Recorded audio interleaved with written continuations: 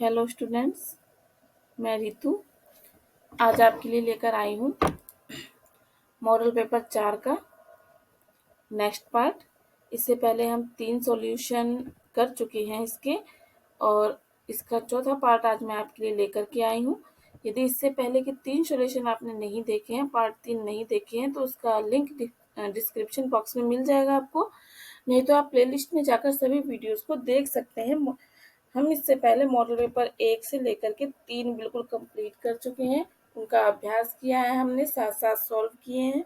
तो आप जाइए प्लेलिस्ट में जाकर उनको देखिए, उनका अभ्यास कीजिए। ये अभ्यास आपकी तैयारी में बिल्कुल परफेक्ट सिद्ध होगा। तो उससे पहले यदि आपने चैनल को सब्सक्राइब नहीं किया तो सब्सक्राइब कर लीजिए, बेल आइकन प्रेस नहीं किया है तो जरूर दबा लीजिए ताकि आने वाली वीडियो का नोटिफिकेशन आपको मिलता रहे। चलिए आगे देखिए, आज हम शुरू करते हैं। सेक्शन डी के जो बड़े बड़े क्वेश्चंस होते हैं उन्हें कैसे करना है, इस चीज को हम सीखेंगे। तो मेरे साथ साथ कॉपी पेन लेके बैठिए और अभ्यास कीजिए। देखिए, ये कह रहा है 2 किलोग्राम सेब और 1 किलोग्राम अंगूर का मूल्य किसी दिन 160 रुपए था। तो सबसे पहले इसमें भी अपने को समीकरण पहले बनानी है, फिर उन समीकरणों के मान निकालने हैं, उनको हल करना है, फिर इसका अपने को ग्राफ बनाना है, क्योंकि इसने बोला है बीजगणितीय और ज्यामितीय रूपों में व्यक्त कीजिए। तो देखिए, सबसे पहले माना, जिस तरह से हम लिखेंगे, माना एक सेब का मूल्य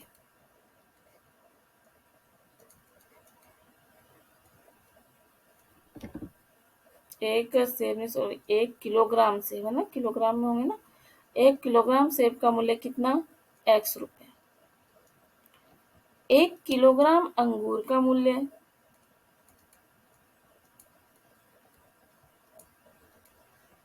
कितना, y रुपए।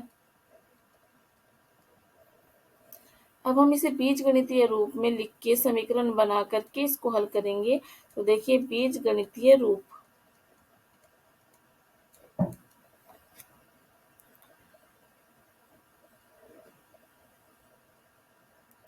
शर्तानुसार देखो, 2 किलोग्राम तो 2 को x प्लस 1 किलोग्राम अंगूर यानी 1y बराबर कितना हो जाएगा, 160। दूसरी समीकरण क्या बनेगी, 1 महीने बाद 4 किलोग्राम सेब यानी 4 किलोग्राम सेब, x का गुणा सेब, प्लस 2 किलोग्राम अंगूर यानी 2y, इन सब का मूल्य कितना है, 300 है। ये जो समीकरण यहाँ जो हमें दे रखा है, इसमें x और y का गुणा करके हमने 2 समीकरणें बनाई हैं। अब हम इन दोनों समीकरणों को हल करेंगे। यदि आपने तीसरी प्रश्नावली अच्छे से की है तो समीकरणों को हल करना आपको अच्छे से आता है, चाहे उन्हें आप विलोपन विधि से हल कीजिए, चाहे प्रतिस्थापन विधि से हल कीजिए। तो इस तरह से हम उनको हल करते हैं, ठीक है। अब यहाँ पर देखिए, हम काफी सारे मान निकालेंगे ताकि हमारा ग्राफ भी बन सके, ठीक है। ये समीकरण 1 है और यहाँ में ये समीकरण, इसे समीकरण 2 ले लेते हैं इधर।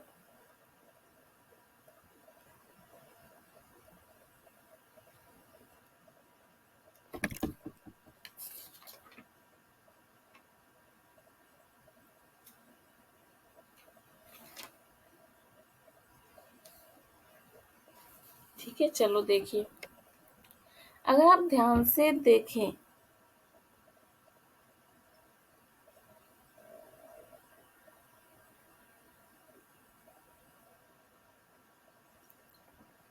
इसे मैं इरेज कर देती हूँ यहाँ से समीकरण।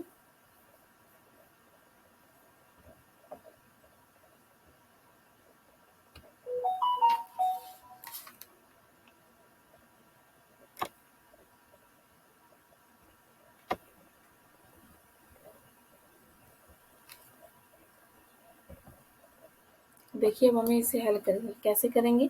यहाँ आप यहाँ पे 1y है ना, तो जिसका मान निकालना आपको इजी रहे ना, वो काम हमें यहाँ पर करना चाहिए। हम यहाँ पर y का मान निकाल सकते हैं। देखिए, y को यहीं रख लो, बराबर 160 माइनस 2x, क्यों ना हम ऐसा कर लें, यहाँ पर जैसे मैं x का मान रखती जाऊंगी y का मान आता जाएगा। सही है ना बात? तो ऐसे कीजिए, देखो यहाँ पर सबसे पहले मैं x बराबर, x का मान बड़ा रखना, ठीक है, ताकि 160 में से घट के कोई सही सा आंसर आ जाए। अब यदि मैं x का मान 40 रखूं तो देखो क्या बनेगा, y बराबर 160, ध्यान से देखना, माइनस 40 दूनी 80।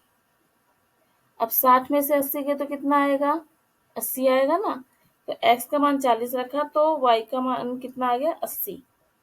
दूसरा, x का मान 60 रखो, अब y बराबर 160, 6 दूनी 12 यानी कितना हो गया, 120।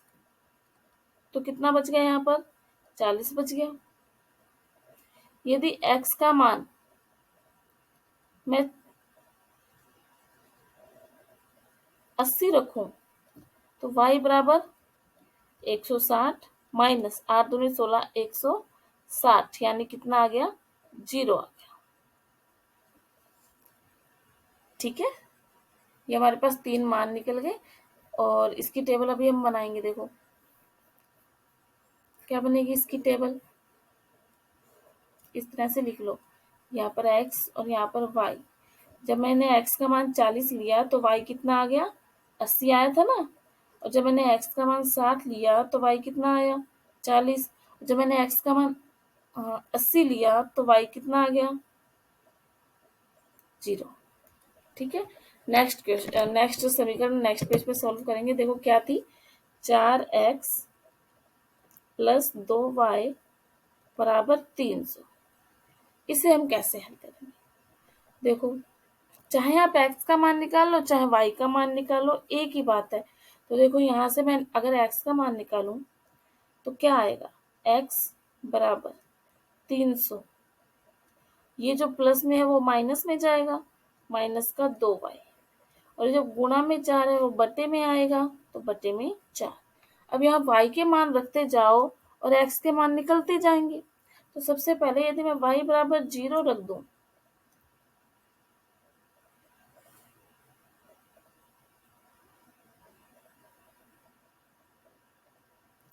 तो क्या बनेगा, देखो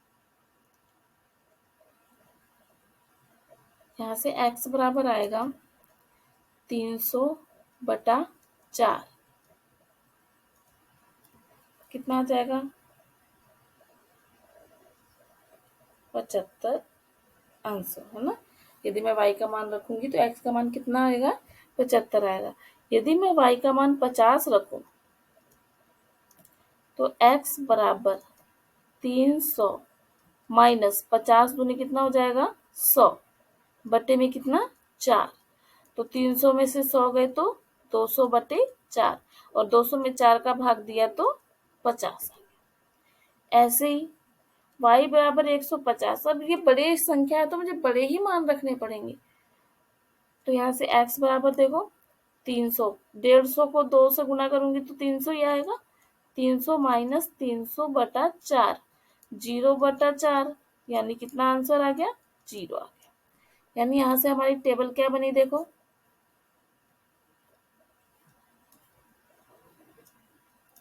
जब मैंने y का मान 0 रखा, 50 रखा और 150 रखा, y का मान 0 रखा तो कितना आया, 75, 50 और 0।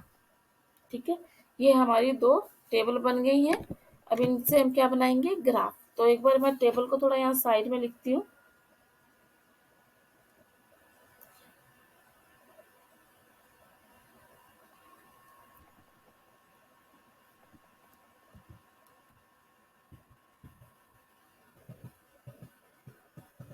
एक मिनट, 40, 60, 80।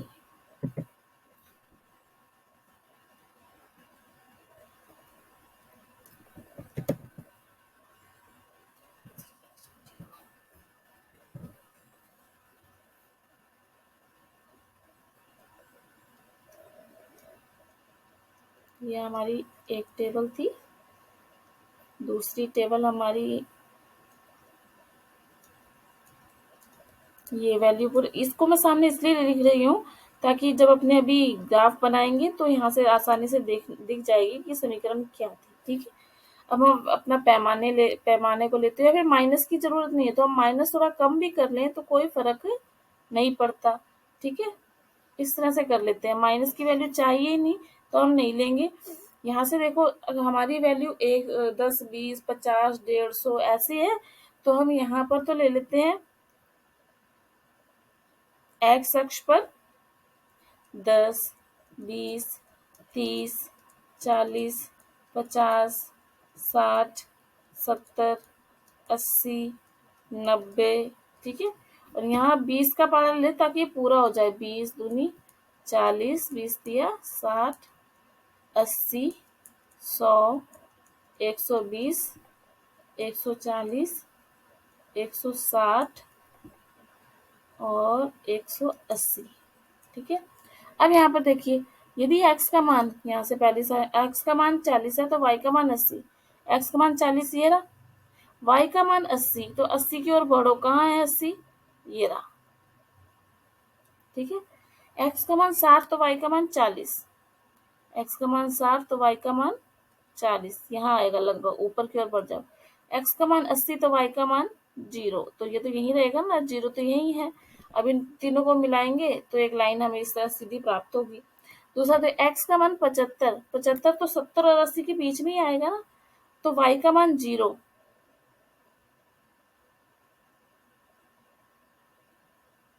ये थोड़ा इस साइड आएगा। ठीक है, और x का मान 75, y का मान 0, और x का मान 50 तो y का मान 50। चलो ऊपर, यहाँ 60 और उसके बीच में। ठीक है, x का मान 0 तो y का मान 150।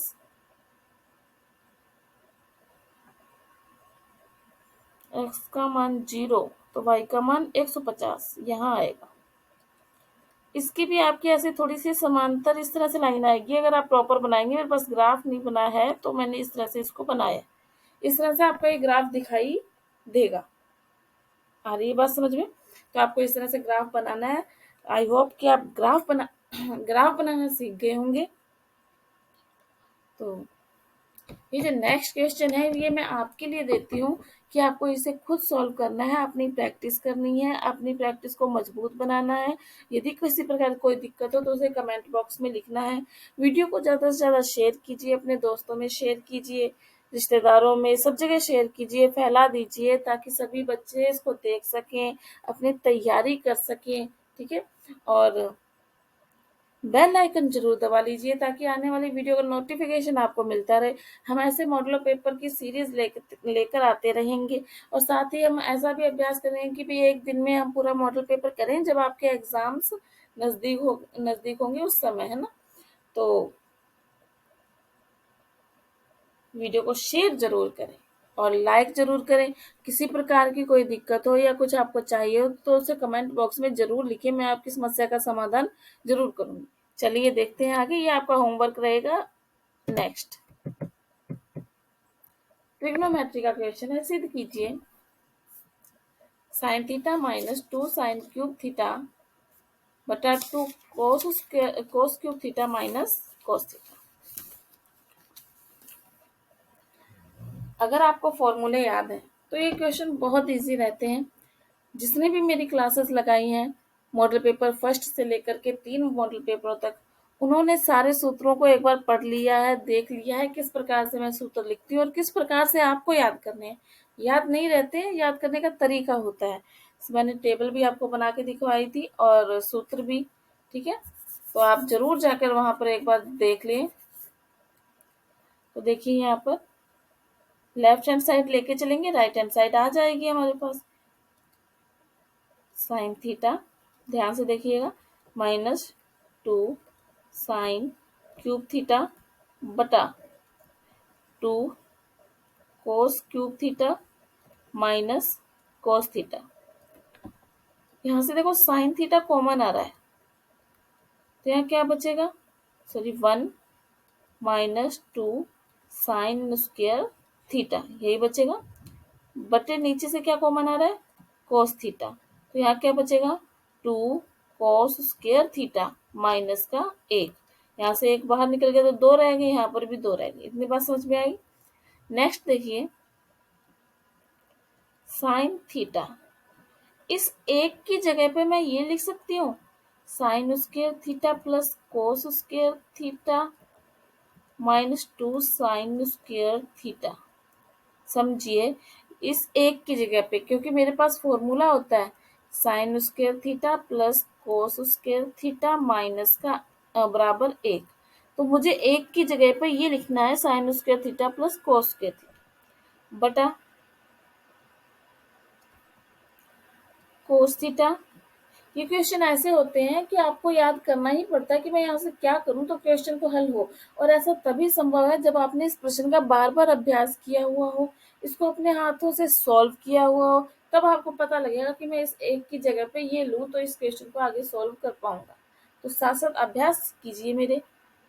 To cos square theta minus sine square theta minus cos square theta. अब आप सोचेंगे माइनस माइनस कैसे है, प्लस था, तो यहाँ पे जब हम बाहर ब्रैकेट के बाहर कोई चीज होती है माइनस होता है तो अंदर वाले निशान बदल जाते हैं, तो ये भी माइनस का हो गया और ये भी माइनस का हो गया। ठीक है, क्योंकि बाहर ब्रैकेट में माइनस है। अब इसे सॉल्व करके लिखो, देखो क्या बनेगा। Sine theta, sign square theta और माइनस का टू, ये माइनस के दो है और ये प्लस का एक है तो घटेगा ना ये, तो ये बनेगा कोस स्क्वायर थीटा, तो वैसा का वैसे लिख दो, ये बनेगा माइनस एक साइन स्क्वायर थीटा बटा कोस थीटा। दो कोस स्क्वायर थीटा में से एक घट जाएगा तो एक कोस स्क्वायर थीटा रह जाएगा, माइनस का क्या है ये साइन स्क्वायर थीटा, ये वैसा का वैसा पड़ा और इसको घटा दिया तो एक कोस स्क्वायर थीटा माइनस। अभी दोनों ब्रैकेट सेम है तो ये क्या हो जाएंगे, कैंसिल हो जाएंगे। तो हमारे पास क्या रह गया यहाँ पर, देखो साइन थीटा बटा कोस थीटा रह गया, और ये किसका सूत्र होता है, टेन थीटा का सूत्र होता है। हम लेफ्ट हैंड साइड लेके चले थे और राइट हैंड साइड हमारे पास आ गई। बहुत इजी क्वेश्चन है ट्रिग्नोमेट्री का। चलिए देखिए नेक्स्ट क्वेश्चन पे चलते हैं हम।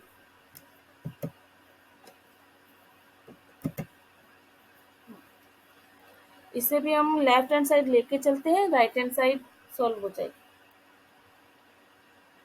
फॉर्मूले जरूर आपको याद होने चाहिए, गुणा में क्या होते हैं, प्लस में क्या होते हैं और टेबल क्या होती है, तभी ये क्वेश्चन हल कर पाओगे, वरना मुश्किल है। ठीक है, देखो साइन में मेरे साथ साथ अभ्यास करते रहिए, आपको सूत्र भी याद होते रहेंगे और क्वेश्चन भी सॉल्व होते रहेंगे। Sine A plus cosec A की square plus cos A plus sec A की स्क्वायर। अब देखिए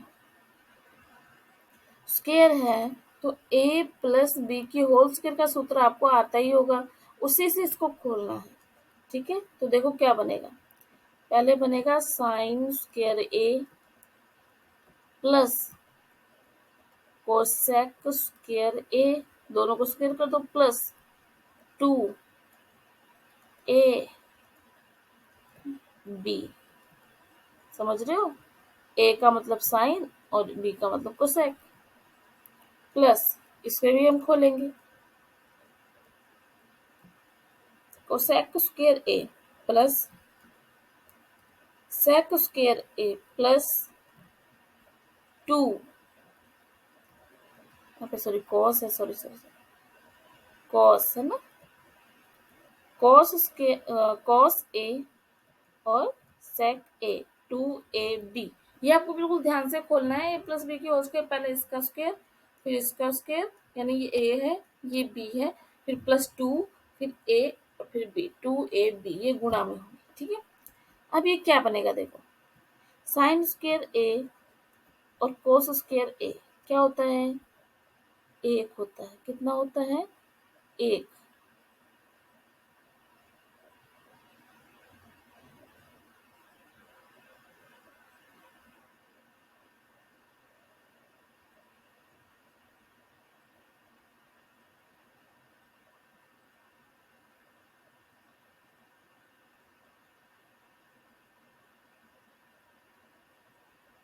एक हो गया ये चीज। अब देखिए कोसेक ए को हम लिख सकते हैं प्लस कोसेक स्क्वायर ए प्लस 2 साइन ए बटा 1/साइन ए। कोसेक को लिख सकते हैं 1/साइन ए, क्योंकि देखो साइन, कोस, टेन, कोट, सेक और कोसेक ये गुणा में होते हैं सब, तो इनका मान कितना होता है? 1 होता है। यहाँ से अगर मुझे साइन का मान निकालना हो तो कोसेक नीचे चला जाएगा, वरना 1/कोसेक आ जाएगा। समझ रहे हो ना बात? इस तरह हम 6 मान निकाल सकते हैं। यहाँ पे कोस का मान निकालना हो तो 1/सेक हो जाएगा, अगर सेक का मान निकालना हो तो 1/कोस हो जाएगा। तो यहाँ से 1/साइन आ गया। प्लस इसको तो हम यूज कर ही चुके हैं, ये है हमारे पास सेक स्क्वायर ए प्लस 2 कोस ए और 1/कोस ए। देख लीजिए सेक का मान 1/कोस ए ही होगा गुणा में, ठीक है। तो साइन से साइन कट गया, कोस से कोस कैंसिल हो गया, तो ये बन गया हमारे पास 1 प्लस कोसेक स्क्वायर ए प्लस 2 प्लस सेक स्क्वायर ए प्लस 2। तो देखो इसको जोड़ो, 2 2 4 और 1 5, ये तो बन गया 5 प्लस कोसेक को हम क्या लिख सकते हैं? प्लस वाले फॉर्मूले याद कीजिए कोसेक के। प्लस वाले फॉर्मूले क्या थे कोसेक के? देखिए एक बार मैं लिख के बताती हूँ कोसेक वाले फॉर्मूले। आप यहाँ से साइन, जैसे मैं लिखती हूँ बिल्कुल वैसे ही लिखेंगे तो आपको याद हो जाएंगे। साइन, कोस, यहाँ पर टेन, यहाँ पर कोट, ये सेक और ये कोसेक, इस तरह से लिखना है। यहाँ प्लस होता है, यहाँ माइनस, बराबर 1 बराबर 1 बराबर 1। अब हमें एक तो किसका मान चाहिए? यहाँ पर सेक स्क्वायर ए का। देखो सेक स्क्वायर ए का मान क्या आएगा? ये उधर जाके 1 + tan² ए। फिर हमें चाहिए कोसेक स्क्वायर ए का मान भी चाहिए, तो इसका मान क्या हो जाएगा? 1 + cot² ए हो जाएगा ना। चलिए देखो, कोसेक स्क्वायर को 1 + cot² ए, ये रहा हमारे पास सेक 1 + tan² ए। और देखो 5 6 7 कितना हो गया? ये 7, और साथ में क्या है? प्लस cot² ए प्लस tan²। ये हमारी क्या आ गई? राइट हैंड साइड आ गई। समझ गए? सूत्र आप सबको याद करने हैं, सूत्रों को इनके ऊपर लगाना है। ट्रिग्नोमेट्री के क्वेश्चन अभ्यास करने पर ही समझ में आते हैं। अभ्यास करेंगे तो समझ में आएगा कि यहाँ पर ये सूत्र अप्लाई करना है। अगर आप करके नहीं देखेंगे और सोचेंगे पेपर में करेंगे तो आप फॉर्मूला अप्लाई नहीं कर पाएंगे, फॉर्मूला नहीं लगा पाएंगे, याद नहीं आएगा। तो अभ्यास करते रहिए मेरे साथ साथ। चलिए नेक्स्ट क्वेश्चन पर। वीडियो को ज़्यादा से ज़्यादा शेयर कर दीजिए पहले, और लाइक नहीं किया तो लाइक जरूर कर दीजिए। अभी देखिए नेक्स्ट क्वेश्चन हमारा,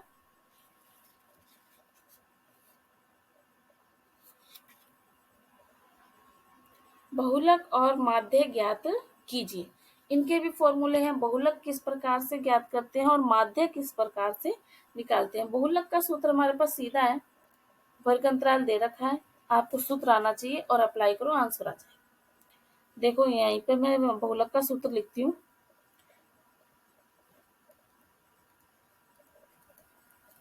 लिखिए मेरे साथ साथ, आपको याद हो गया होगा बहुलक का सूत्र क्या होता है? L प्लस ब्रैकेट में F1 माइनस F0 बटा 2F1 minus F0 minus F2, ठीक है, ब्रैकेट बंद, गुणा में H।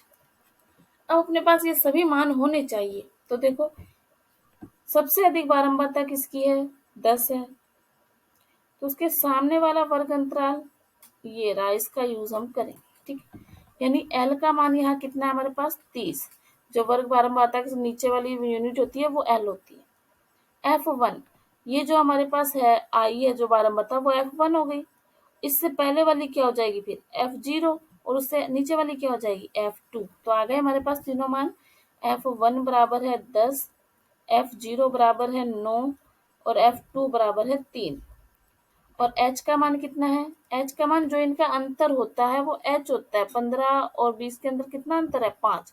तो H का मान कितना है? 5। आगे बात समझ में। अब यहाँ पर वैल्यू पुट कर दीजिए बस।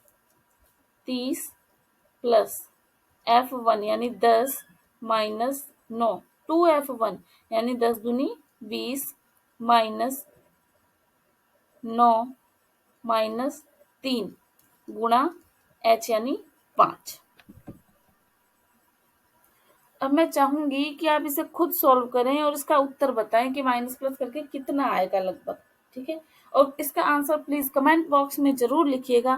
ठीक है, और किसी प्रकार की कोई परेशानी हो, सॉल्व नहीं हो रहा हो, तो उसे भी आप कमेंट बॉक्स में लिख सकते हैं। मैं उस समस्या का आपकी समाधान करूंगी, या आपको कुछ और पूछना हो गणित में तो उसे भी मैंने समाधान कर दूंगी। आप बस कमेंट बॉक्स में बता दीजिएगा। ठीक है, और वीडियो को ज्यादा से ज्यादा लाइक कर दीजिए, शेयर कर दीजिए।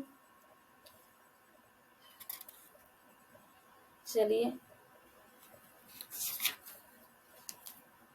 इसी में ही अभी हमें क्या ज्ञात करना है, माध्य ज्ञात करना है। तो पहले हम टेबल बनाएंगे माध्य के लिए। तो देखिए टेबल किस प्रकार से बनानी है आपको। पहले तो यहाँ पर संख्या आ जाएगी,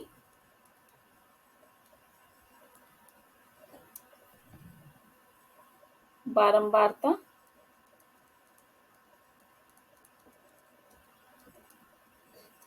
यहाँ पर x का मान, फिर यहाँ पर ui, फिर fi ui, इस तरह से करेंगे हम इसको। वर्ग अंतराल है ये।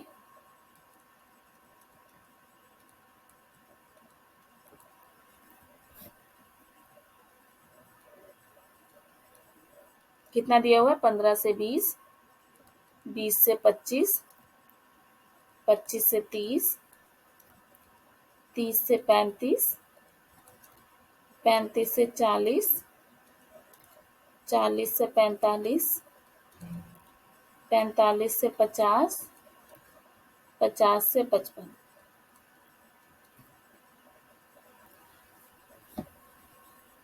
तीन, 8, 9, 10, 3, 0, 0, 2, इन सबको जोड़ेंगे तो कितना आ जाएगा हमारे पास, 35 आ जाएगा। ठीक है, सबको जोड़ के रख लो पहले। एक्स आई कैसे आएगा, इन दोनों का अंतर कितना है, 5, 5 का आधा कितना हो गया, 2.5। इस 2.5 को इनमें जोड़ते जाओ, एक्स का मान आता जाएगा। तो कितना आएगा, यहाँ पे 15 में 2.5 जोड़ेंगे 17.5, 22.5, 27.5, 32.5, 37.5, 42.5, 47.5, 52.5। देखो अगर आप इसको सीधा कर सको, मतलब गुणा करके, तो आप इसे सीधा भी कर सकते हैं, कल्पित माध्य की जरूरत नहीं है। अगर आपकी कैलकुलेशन बहुत अच्छी है, गुणा भाग अच्छा है, तो आप इसे सीधा कर लीजिए, वरना कल्पित माध्य कर लीजिए मान के। ठीक है, तो यहाँ पर मैं a मानती हूँ 32.5, इसे मैं a मानती हूँ, तो यहाँ से ui क्या निकलेगा, देखिए ui होगा एक्स आई माइनस ए बटा एच। ए की जगह 32.5 लिखना है आपको।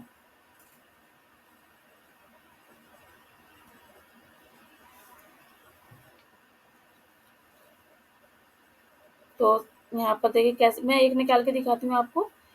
एक्स आई मतलब ये 17.5, 17.5 में से क्या घटाना है आपको, 32.5 बटा एच, एच इनका अंतर 15 और 20 का अंतर कितना है, 5, उसे हम नीचे लिखेंगे। और जब इसे घटाकर आप भाग दोगे 15 आएगा, 15 में 5 का भाग 3 आ जाएगा। बड़ी संख्या छोटी संख्या तो माइनस का 3 आएगा।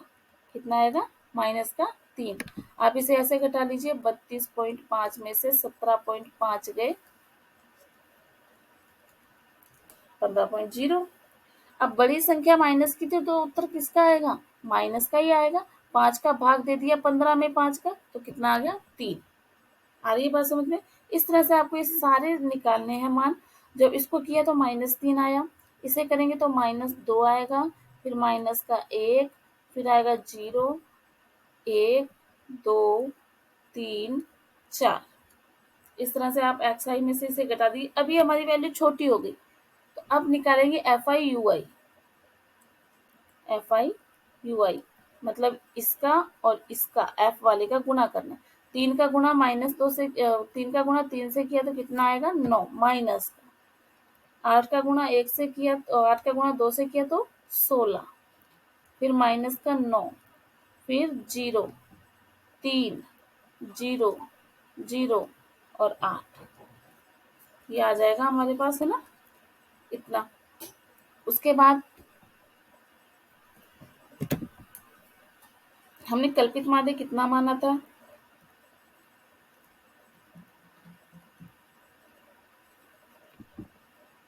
32.5। तो अब हम x बार माध्य निकालेंगे। क्या होता है कल्पित माध्य, a प्लस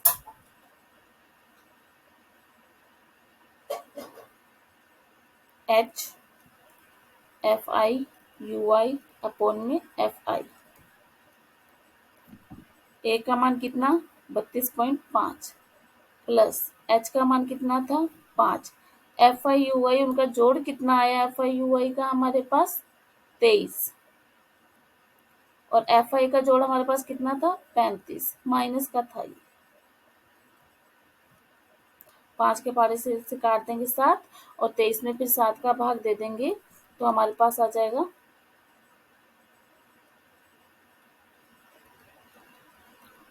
3.285।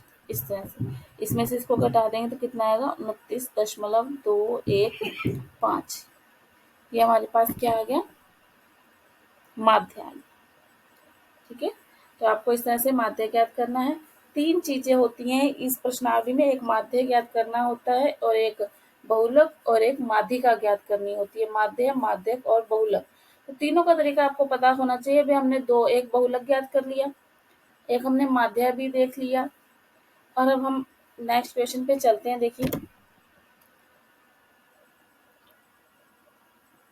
बहुलक ज्ञात कीजिए और माध्यक ज्ञात कीजिए। इसमें भी 2 चीजें दे रखी हैं, क्या, माध्यक और बहुलक। ये अथवा में प्रश्न है, जो प्रश्न आपको इजी लगे, आता हो, वो आपको करना है। ठीक है, मैं आपको दोनों सॉल्व करा रही हूँ। ये बहुलक है, बहुलक अभी हमने पिछले प्रश्न में ही हल किया है, तो आप उसी के आधार पर बहुलक को फिर से हल करेंगे। सिर्फ फॉर्मूला लगाना है और इसका आंसर कमेंट बॉक्स में लिखेंगे कि बहुलक आपका कितना आया इसका निकाल के। अब हम माध्यक ज्ञात करेंगे। माध्यक ज्ञात करने के लिए क्या करते हैं, देखिए, सबसे पहले हम टेबल बना लेंगे।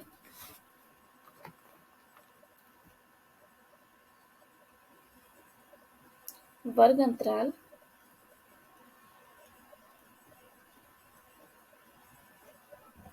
बारंबारता और फिर संचयी बारंबारता। 1 से 4, 4 से 7, 7 से 10, 10 से 13, 13 से 16, 16 से 19, ये 6, फिर 30, फिर 40, फिर 16, फिर 4 और 4। संचयी बारंबारता, पहले 6 का 6 लिख दो, 6 में 30 जोड़ के लिख दो, इसमें ये अगला जोड़ के लिख दो। इस तरह से हम करते जाते हैं, नेक्स्ट नेक्स्ट जोड़ते जाते हैं और हमारी संचयी बारंबारता आ जाती है। इसका मान कितना आया 100। n/2 यानी 100/2 यानी कि 50। 50 से ठीक बड़ी बारंबारता कौन सी है, 76। तो ये वाला वर्ग अंतराल हम लेंगे अपने काम में, 50 से ठीक बड़ी बारंबारता। ठीक है, अब इसे कैसे लेना है, इसका सूत्र देखिए आप। इसका फॉर्मूला होता है माध्यक का L plus n/2 minus CF/F गुणा H। L का मान जो वर्ग अंतराल हमने लिया है उसकी निम्न पॉइंट कितना है 7। n/2 कितना आया था हमारे पास अभी 50। CF कौन सा होगा, इससे ऊपर वाली CF लेंगे हम, ये उसके सामने वाली नहीं लेंगे, ऊपर वाली लेंगे हम CF। तो कितनी है CF का मान 36। और उसी लाइन में देखिए F का मान हमारे पास कितना है 40। और h कितना है 3। बस इसे सॉल्व कर लीजिए। 7 प्लस घटाएंगे तो कितना आएगा 14, तो गुणा करेंगे 3 से, बटे में कितना है 40। 7 प्लस 21/20 गुणा करके, और 7 प्लस इसका भाग देंगे तो 1.05। अब इसको जोड़ देंगे तो कितना आ जाएगा 8.05। आप इसे इसी तरह से सॉल्व करें, आप इसे ऐसे लेकर लेके नहीं करें, ये बड़ा हो जाएगा। सिर्फ इसको भाग दे लीजिए और फिर 7 को इसमें जोड़ दीजिए, हमारा क्या आ जाएगा आंसर आ जाएगा। ये हमारे पास क्या आ गया माध्यक आ गया। इसका बहुलक आप खुद निकालेंगे, ये आपका होमवर्क रहेगा, और इसे आप कमेंट बॉक्स में जरूर लिखेंगे कि आपका बहुलक कितना आया है। ये हमारे 4 मॉडल पेपर यूट्यूब पर कंप्लीट हो चुके हैं, बिल्कुल फ्री हैं, बिल्कुल सीक्वेंस से किए गए हैं। यदि आपने उनको नहीं देखा है तो प्लेलिस्ट में जाकर आप चारों मॉडल पेपरों का अभ्यास कर सकते हैं।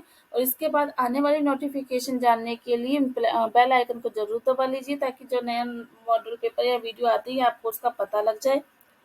वीडियो को ज़्यादा से ज़्यादा शेयर कीजिए, चैनल सब्सक्राइब नहीं किया तो सब्सक्राइब कर लीजिए। आज के लिए इतना ही, धन्यवाद।